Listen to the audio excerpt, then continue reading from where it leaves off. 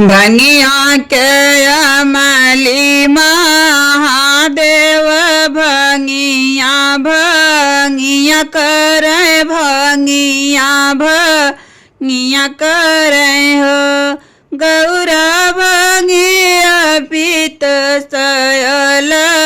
सानित होत हम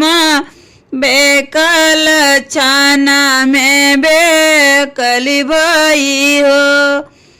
गौरा भंगिया पीसत यल सानित छाना में बेकल भई छाना में बेकल भई हो भीतरा से निकले चेरियावत शिवजी से बात कर शिवजी से बोलाई हो मोरे शिवजी गणपति लियल जा नमवत धगरिनी बोलाऊ धगरिनी लवहु शिवजी गणपति लिहल जानमत धगरिनी लवहु धगरिनी लवहु इतनी बचन सुन शिव बाबा बूढ़े बैल सवर भय बैलवास वर भय हो मोरी सकिया जाई पहुँचे धगरिनी दुअरवत धगरिनी लावाई धगरिनी लावाई हो निदिया का मातली धगरिनी आत मुकी बोलाई मुकी बोलाई हो मोरे बहनी के मोर टटी ठन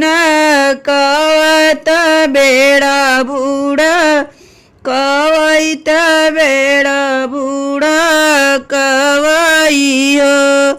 मोरी बहनी के मोके धगरिनी बोलावैत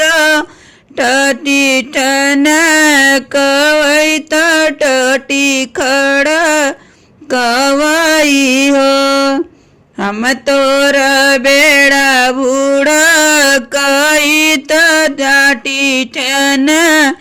कईत टटी ठन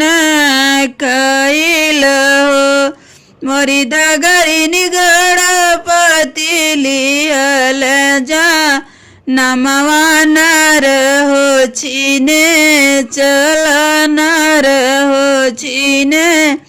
चलऊ इतनी बचन सुनी धगरिनी मन मुसु कानित मन मुसु कानी न हो मोरे शिवजी सनवा का सूप भर वही बात सोने हसिया धरयुत सोने हसिया धरहु हो मोरे शिवजी तब चिन्ह गणपति नरवत बही गणप नरि चिन्ह सोने रूपा सुपवा भरल बाटे सोने हसिया धरबात सोने हसिया धरबाई हो मोरे धगरिनी बतवा चिन्ह गणपत नारत हम तुह का निग देव हम तुह का निग देव हो।